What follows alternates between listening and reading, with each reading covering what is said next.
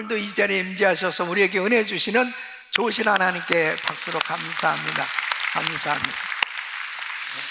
우리 성도님들은 믿음으로 충만하시기를 축원합니다. 여러분은 정말 신앙생활하면서 자유하십니까? 여러분은 정말 마음에 평안함과 자유가 있으세요? 이 아멘이 되게 현찮은데 여러분은 정말 자유하십니까? 우리가 살아가면서 이 육신적으로도 자유해야지만 이 정신적으로 또 영적으로도 정말 자유한 것이 얼마나 중요한지 모릅니다. 근데 많은 사람들이 정말 살아가면서 이 심적으로 묶여있는 것들이 참 많아요. 그래서 정신적으로 영적으로 이 자유함이 없이 살아가는 그런 사람들을 많이 보게 됩니다. 그런데 이 자유함은 정말 믿음과 밀접한 관계가 있어요. 믿음만큼 자유함을 누리게 되는 것을 볼 수 있습니다. 여러분, 사도 바울 보십시오. 사도 바울은 감옥에 갇혔어요. 복음을 전하다 감옥에 갇혀서 매를 맞고 정말 몹시 고통 가운데 감옥에 있었습니다. 여러분, 감옥이라고 하는 것은 정말 육신적으로 자유함이 없는 거죠. 자기 마음대로 할 수 있는 게 하나도 없는 거예요. 그러니까 빌립보 성도들이 정말 사도 바울을 생각할 때 얼마나 안타깝습니다. 얼마나 걱정이 돼요. 그런데 바울은 자신을 염려하고 걱정하는 성도들을 향해서 빌립보서 4장 4절에 이렇게 말씀하십니다. 주 안에서 항상 기뻐하라. 내가 다시 말하노니 기뻐하라. 그러니까 바울에게는 정말 육신적으로는 이 묶여서 자유함이 없지만 영적으로 이 마음으로는 즐거움이 넘치고 있음을 말씀하고 있는 겁니다. 그러니까 이 사도 바울만큼 참 이 자유함이 있는 이런 사람들을 참 어떤 사람이냐? 바로 믿음의 사람이다. 믿음만큼 그런 묶일 수밖에 없는 그 어려운 환경을 초월해서 자유함을 누리고 살게 된단 말이에요. 여러분, 로마서 1장 17절에 이렇게 말씀하십니다. 복음에는 하나님의 의가 나타나서 믿음으로 믿음에 이르게 하나니 기록된 바 오직 의는 믿음으로 말미암아 살리라 함과 같으니. 그러니까 복음을 깨닫게 되면 믿음을 갖게 되고 이 믿음의 사람이 되는 것을 볼 수 있습니다. 그래서 신앙생활은 바로 이 세상 사람들이 이해할 수 없는 그러한 이 자유함이 있는 이러한 삶이 바로 믿음의 삶인 것입니다. 우리 사랑하는 성도 여러분, 정말 우리 성도님들에게 자유함이 있기를 바랍니다. 그래서 우리는 신앙생활하면서 정말 믿음의 삶이라는 것은 이 세상의 차원의 어떤 것들을 이성을 뛰어넘는 이 초월하는 그러한 삶의 모습으로 바로 나타나는 것이 믿음이다 하는 것입니다. 우리 성도님들에게 이 믿음의 역사가 계속 일어나기를 예수 이름으로 축원합니다.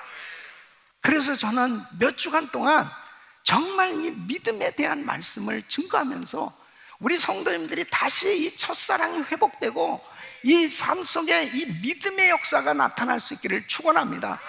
그래서 믿음이 회복돼야 돼요. 정말 주님을 처음 만날 때 그 감격, 그 기쁨이 충만하고 그 열정이 다시 회복되고 하나님 앞에 더 은혜 충만한 그런 신앙생활이 되시길 예수 이름으로 축원합니다. 그러기 위해서 반드시 바로 이 믿음의 법칙을 제대로 이해합니다. 믿음의 법칙을 이해하고 깨닫고 그리고 믿음으로 살 때 반드시 하나님이 역사하시는 이 믿음의 환경이 만들어질 때 놀라운 역사가 일어나게 되는 겁니다. 우리 성도님들에게 정말 이 믿음의 역사가 계속 나타나기를 축원합니다. 믿음으로 살기 위해서 알아야 될 이 믿음의 법칙은 무엇이냐? 자, 첫째는 믿음은 실상이다 하는 것입니다. 우리 같이 시작.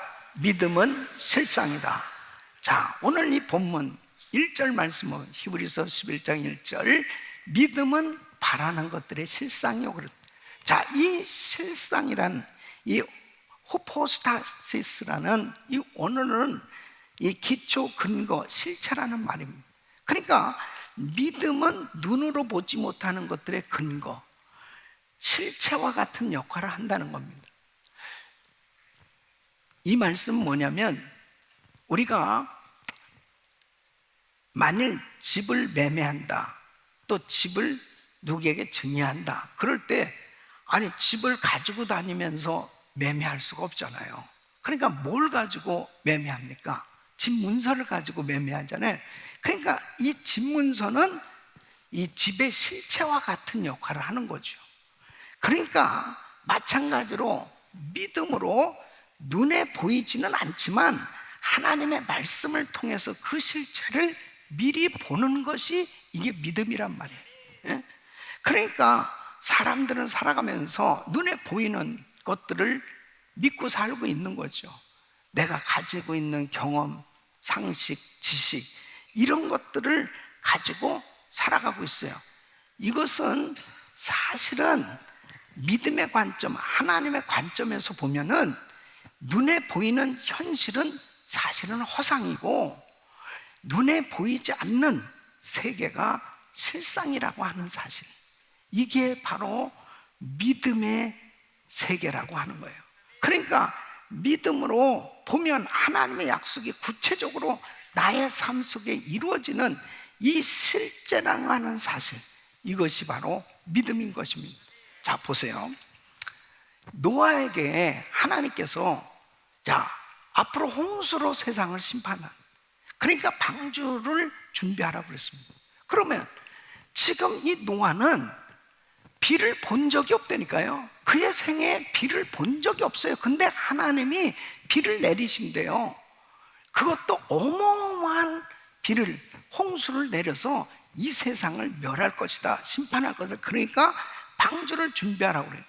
그때에 노아가 비를 본 적이 없지만 말씀을 의지해서 순종해서 방주를 짓습니다. 그 방주를 짓는 것이, 이것이 바로 믿음인 거예요. 그 방주를 준비한다는 것은 뭐예요? 하나님의 말씀을 근거해서 믿고 있는 거죠. 그러니까 지금 눈에 보이지 않지만은 바로 미리 보는 거예요. 이게 바로 믿음인 것입니다. 창세기 2장 5절에 보면 여호와 하나님이 땅에 비를 내리지 아니하셨고 경작할 사람도 없었으므로 들에는 초목이 아직 없었고 밭에는 채소가 나지 아니하였습니다. 그러니까 비를 본 적이 없다니까요. 그런데 히브리서 11장 7절에 믿음으로 노아는 아직 보지 못하는 일에 경고하심을 받아, 아직 보지 못하는 일에 경고하심을 받아 경외함으로 방주를 예비하여 그 집을 구원하였으니 이로 말미암아 세상을 정죄하고 믿음을 쫓는 의의 후사가 되었느니라. 사랑하는 성도 여러분, 세상 사람들은 그냥 보이는 것, 그것만을 쫓아 사는 거예요. 그렇기 때문에 이 보이는 것, 이것이 정말 믿음의 관점으로 보면 얼마나 허상이라고 하는 것을 알 수 있잖아요. 하나님의 말씀을 믿어야 되는 것입니다. 그 말씀을, 그 약속을 믿는 것이 미리 그 실체로 나타나는 것을 보는 거예요. 이것이 믿음. 제가 그 아프리카 마사이 마을에 그 선교 갔을 때 이 마사이들은 그 소똥으로 지은 집에 산다. 근데 뭐 그 대지가 얼마나 강활한지 모릅니다. 그런데 뭐 사는 집들은 띄엄띄엄 이렇게 떨어져 있지 않습니까? 근데 거기에 정말 처음 복음을 전하게 된 겁니다. 근데 이 기도하는데 여기다 교회를 세웠으면 좋겠다, 여기다 학교를 지었으면 좋겠다. 땅은 뭐 너무 많으니까, 그리고 집 짓는 것도 거기는 뭐 이렇게 돈 많이 들어갈 것도 없어. 그냥 벽 치고 그래도 위에다 그냥 올리면은 그냥 교회고 그냥 학교라니까요. 뭐 바닥도 그냥 흙바닥에서 그냥 그렇게 생활들 하니까, 그러니까 뭐 간단, 그 전자 기도했는데 3년 후에 갔는데요, 너무너무 감격스러운 광경을 본, 교회도 가득 차고 학교도 가득 차고, 그리고 아이들이 나와서 장기 자랑을 하는데 성경 구절을 암송하고, 그리고 예배를 드리는데요, 우리는 세 끼 먹고도 그렇게 찬양을 못해. 근데 거기는 한 끼 먹고도 그냥 들고 뛰는데, 하여튼 우리가 힘들어가지고 야 이제 그만 좀 해라, 그만 좀 해라, 그럴 정도로 막 충만한 거예요. 여러분, 그 땅에 아무것도 안 보였었는데 여기가 교회가 됐으면, 여기 학교가 됐으면 좋겠다, 믿음으로 바라보고 기도했더니 그것이 실상으로 이루어진 거예요. 사랑하는 성도 여러분, 이게 믿음의 삶입니다. 현실만 바라보고 사는 게 아니고, 우리는 약속의 말씀을 붙들고 하나님이 하실 일을 기대하면서 믿음의 역사가 날마다 일어나기를 축원합니다. 두 번째는 믿음이 현실의 반증이다. 우리 같이 읽습니다. 시작. 믿음이 현실의 반증이다. 자, 1절 말씀, 믿음은 바라는 것들의 실상이요 보지 못하는 것들의 증거니겠습니다. 이 증거니는 어떤 사실을 증명하는 증거입니다.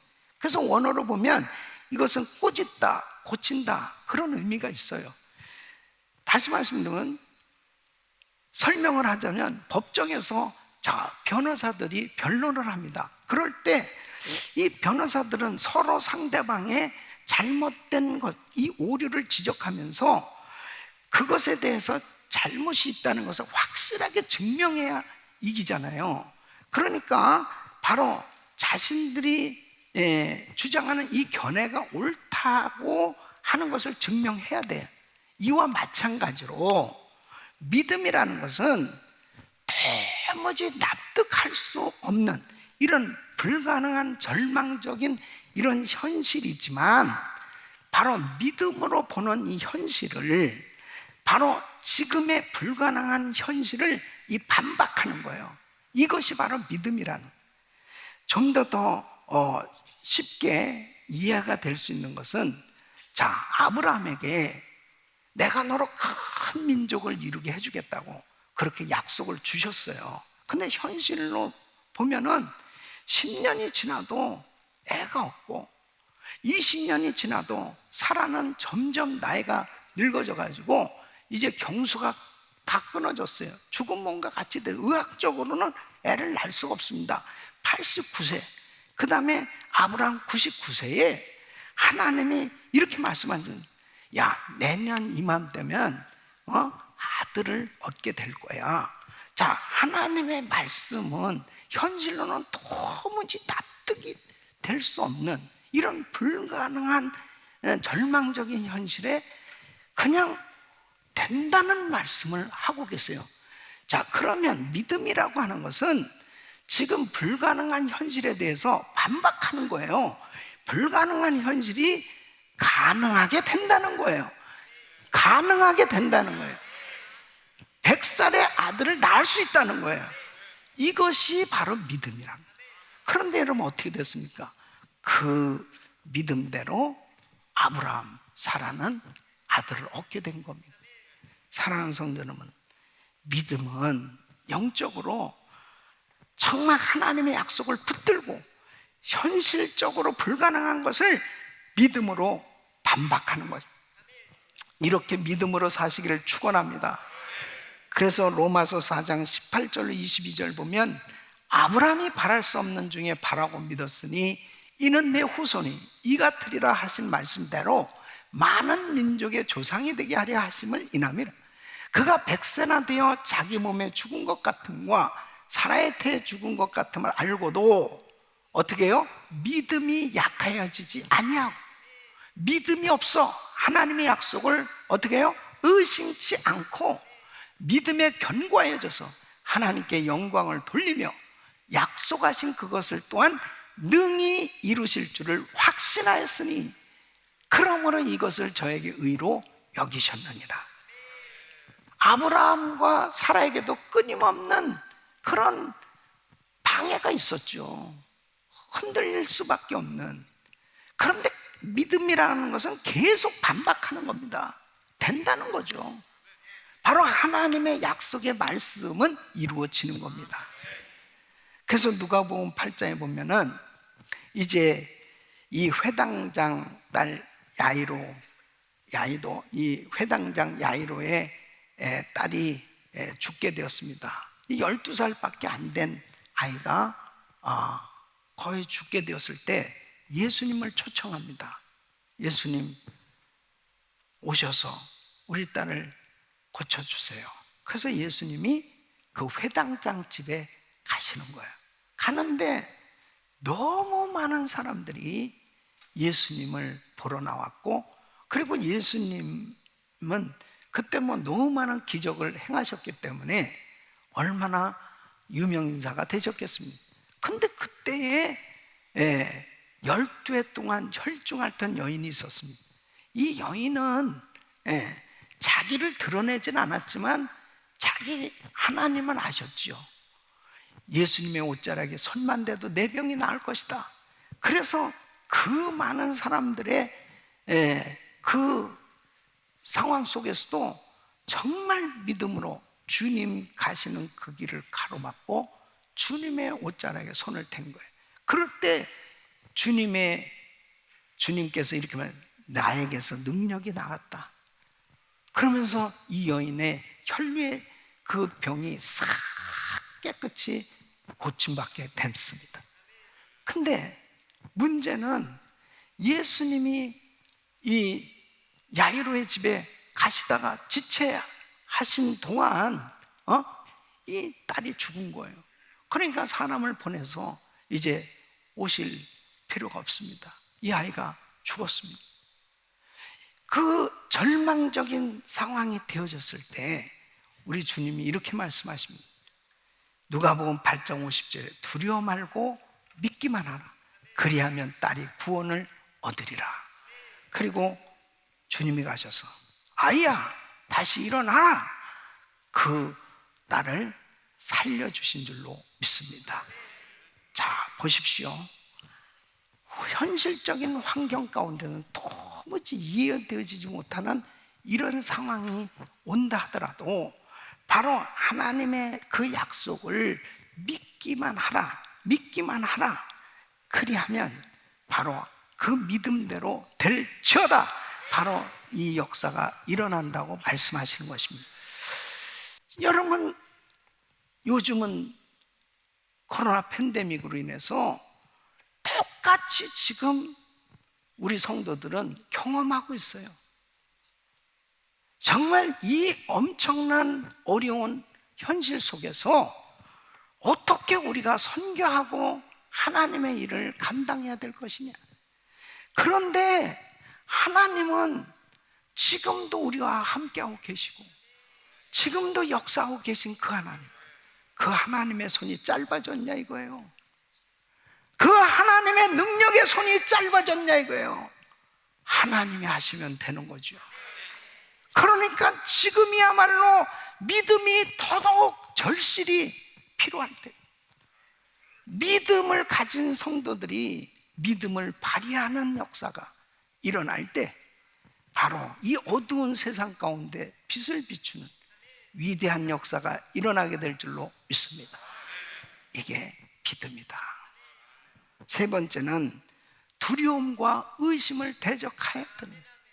두려움과 의심을 대적합니다. 여러분, 믿음의 역사를 방해하는 사탄이 있어요. 이 사탄이 두려움을 가져다 줍니다. 의심을 가져다 줍니다. 그래서 두려움에 사로잡히면 믿음의 역사가 일어나지 않는 것입니다.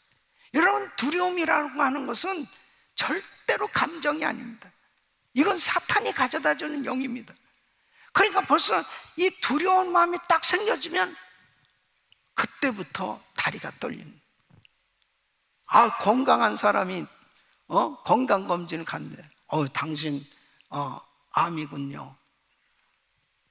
딱 듣는 순간에 다리가 후들후들 떨리면 야, 나는 이제 죽는구나. 근데 나중에 오진이라고 판명이 됐을 때 건강하던 사람이 갑자기 마르고 그 다음에 이제 죽는다고 그러니까 다 사람들 모아놓고 바이바이 그러면서 그렇게 인생 끝나는 것 같이 지냈는데 나중에 알고 보니까 오진이었던 사람. 예? 그랬을 때 그거 뭐예요?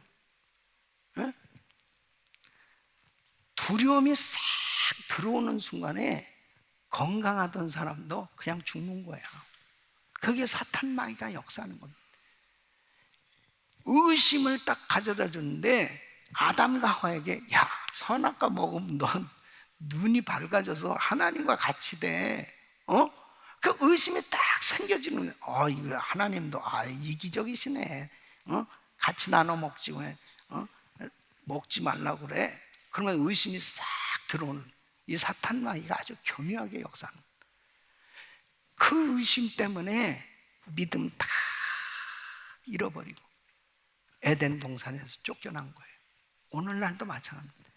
예수 그리스도 안에서 하나님의 엄청난 은혜를 우리에게 부어주시고 약속을 주셨는데 이 두려움, 의심이 싹 들어왔을 때 결국은 넘어지게 되는 걸 볼 수 있습니다. 사랑하는 성도는 두려움, 의심을 쫓아버리길 축원합니다. 축원합니다. 축원합니다. 이 두려움과 의심이 싹 사라져야 됩니다. 예? 하나님께서 역사해 주신 바로 믿음을 가져야 믿음의 역사가 나타납니다. 그러니까 마태복음 14장에 보면 예수님께서 물 위를 걸어오시는 거예요. 그러니까 베드로가 주시거든 저를 명해서 물 위를 오라 하소서. 그래, 자 오라. 그러니까 베드로가 물 위를 걷는 겁니다. 그 물 위를 걸었다는 것은 원래 걸을 수 없는 거예요. 그런데 주님의 말씀에 순종했을 때 믿음으로 물 위를 걸은 거죠. 그런데 여러분 30절로 31절 보면 바람을 보고 무서워 빠져가는지라 소리질러 가로되 주여 나를 구원하소서 하니 예수께서 즉시 손을 내밀어 저를 붙잡으시며 가라사대 믿음이 적은 자요 왜 의심하였느냐. 빠지는 그 순간, 바다에 빠지는 그 순간, 바로 의심하는 그 순간, 하나님의 말씀을 의심하는 그 순간 바다에 빠진 거예요. 우리가 신앙생활하면서 지금도 역시 마찬가지입니다. 과거에 그렇게 성령 충만해서 믿음으로 정말 새벽 기도도 나오고 그리고 모든 집회란 집회 다 참석하고 그렇게 성령 충만하게 전도하고 봉사하고 그렇게 은혜 충만한 신앙생활 하다가 어느 순간에 제정신으로 싹 돌아오면서 너무 교회에 미치는 거 아니야? 너무 내가 이렇게 교회에 빠지는 거 아니야? 이러면 몸에 해로운 거 아니야? 슬슬 세상적인 생각이 싹 들어오면서 세상을 바라보는 그 순간 세상에 빠져버리는 거예요. 그렇게 세상에 빠진 사람 여기 두 사람 있어요. 여기 어느 순간에 그렇게 되는 거야. 어느 순간에 우리는 예수 정신으로 살아야 됩니다. 믿음으로 살아야 되는 거예요. 그러니까 끝까지 자기 정신이 아니고 예수 정신으로 천국까지 예수 정신으로 살아야 돼. 예수. 다 머리를 한번 흔들어 봐요. 진짜 예수 정신으로 살자고요. 그게 정상이라니까요. 그게 인간적이고 세상적인 생각하는 게 정상이 아니에요. 바로 하나님의 말씀으로 충만한 게 정상이에요. 이사야서 41장 10절 우리 같이 읽습니다. 시작. 두려워 말라 내가 너와 함께하며 놀라지 말라 나는 내 하나님이 되며 내가 너를 굳세게 하리라 참으로 너를 도와주리라 참으로 나의 의로운 오른손으로 너를 붙들리라. 아멘. 주님이 지금도 우리를 붙들어주고 계신 줄로 믿습니다. 앞으로도 도와주실 것을 믿습니다. 저는 제가 정말 신앙생활하면서 또 제가 주의 종이 돼서 이렇게 사역하면서 이 한 말씀이 저의 인생에 정말 지금까지 믿음으로 살고 하나님의 축복 가운데 살 수 있도록 그렇게 나에게 말씀을 주신 게 있어요. 그 말씀이 이사야서 43장 1절 말씀입니다. 우리 한번 같이 읽습니다. 시작. 야곱아, 너를 창조하신 여호와께서 이제 말씀하신, 이스라엘아, 너를 조성하신 자가 이제 말씀하신, 너는 두려워 말라. 내가 너를 구속하여 내가 너를 지명하여 불렀나니 너는 내 것이라. 아멘. 내가 너를 지명하여 불렀나니 너는 내 것이다. 하나님의 것이라는 거예요. 하나님의 것이라면 하나님이 책임져 주시잖아요. 하나님의 것이라면 내가 얼마나 보배롭고 존귀한 존재냐 말이에요. 하나님의 것이란 말이에요. 저는 이 말씀에 통곡하면서 감격했고, 그리고 하나님의 것으로 사는 인생이 얼마나 복된 인생임을 날마다 감격하면서 하나님 앞에 찬양하고 영광 돌리며 살고 있습니다. 저뿐입니까? 이 말씀은 바로 여러분들에게도 동일하게 주신 줄 믿습니다. 여러분 한 분 한 분이 그렇게 소중한 사람들이에요. 그리고 하나님이 부르셨어요. 하나님의 것으로 부르셨어요. 그래서 여러분이 정말 이 세상을 살아갈 때 우리 주님이 여러분들을 책임져 주신다는 걸 믿으셔야죠. 우리 자녀들도 책임져 주신다는 걸 믿으셔야죠. 교회도 책임져 주신다는 걸 믿으셔야죠. 그렇다면 우리 성도들 마음 가운데 이 믿음을 가지고 살아가야 믿음의 역사가 나타나게 되는 것입니다. 우리 성도들에게 자유함이 있는가? 정말 어렵고 참 답답하고 힘들고 어려운 현실들이 끊임없이 우리에게 닥쳐올 때가 있어요. 요즘 어떤 분들은 공황장애, 우울증, 불면증 이런 데 시달리는 성도들도 많이 있습니다. 그런 병들이 왜 오느냐? 바로 세상적인 거에 묶여 있기 때문에 오는 거예요. 자유함을 받기를 바랍니다. 바로 하나님이 책임져 주신다. 우리가 이제 하나님 앞에 분명한 꿈을 가져야 돼요. 이 천국 복음이 모든 민족에 증거되면 바로 우리 예수님은 오시는 거예요. 그럴 때 우리는 어떤 모습으로 주님 앞에 설 것인지. 요한계시록 22장 12절 보라, 내가 속히 오린 내가 줄상이 내게 있어 각 사람에게 그의 일한 대로 갚아주리라. 여러분 육체를 가지고 사는 삶 한계가 있어요.